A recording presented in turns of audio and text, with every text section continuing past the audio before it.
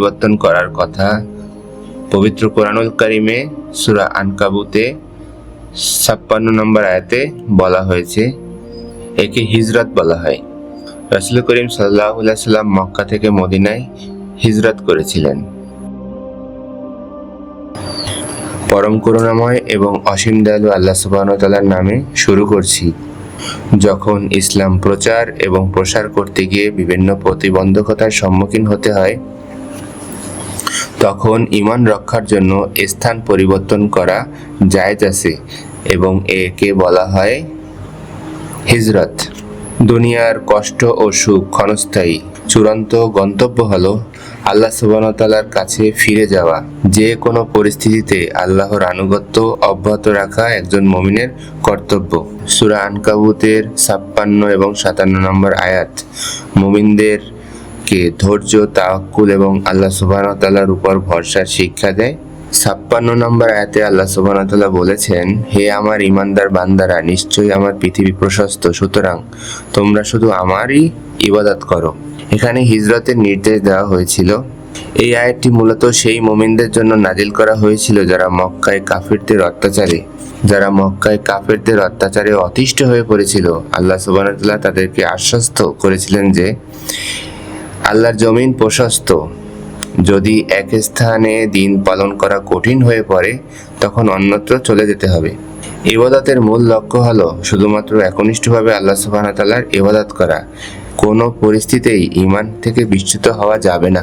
সূরা আনকাবুতের পরবর্তী আয়াত অর্থাৎ ৫৭ নম্বর আয়াতে বলা হয়েছে, প্রত্যেক প্রাণী মৃত্যুর স্বাদ গ্রহণ করবে, অতঃপর তোমরা সবাই আমার কাছেই ফিরে আসবে। এই আয়াতে আল্লাহ স্পষ্টভাবে ঘোষণা করেছেন যে মৃত্যু সবার জন্য অবধারিত। এটি মানুষের জন্য সতর্কবাণী যেন তারা দুনিয়ার জীবনে অহংকার এবং গাফিলতিতে না পড়ে। এটি আখিরাতের প্রতি ইঙ্গিত বহন করে। মৃত্যুর পর সবাই আল্লাহ সুবহানাহু ওয়া তাআলার দিকে ফিরে যাবে এবং আমলের হিসাব দিতে হবে। এটা মুমিনদের জন্য সান্ত্বনা যে যারা অত্যাচারিত হয়েছেন তাদের প্রকৃত বিচার আখিরাতে অবশ্যই হবে ইনশাআল্লাহ। অতএব ঈমানের দাবি হলো ত্যাগ করা, অসুন্দর পরিবেশ ছেড়ে যাওয়া কিংবা ইবাদতে অবিচল থাকা। আল্লাহর সন্তুষ্টি এখানে সবচেয়ে মূল বিষয়। এই আয়াতটাই আমাদের শিখায় যে আল্লাহর উপর ভরসা করা, তিনি আমাদের প্রতিটি সমস্যার সমাধান করে দিবেন ইনশাআল্লাহ।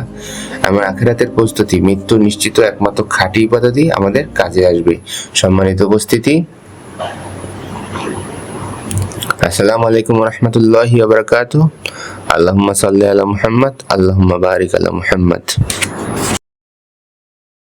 আউযু বিল্লাহি মিনাশ শাইতানির রাজীম। বিসমিল্লাহির রহমানির রহিম। ইয়া ইবাদিয়াল্লাযীনা আমানু ইন্না আরদি ওয়াসিআতুন ফাইয়ায়া ফা'বুদুন।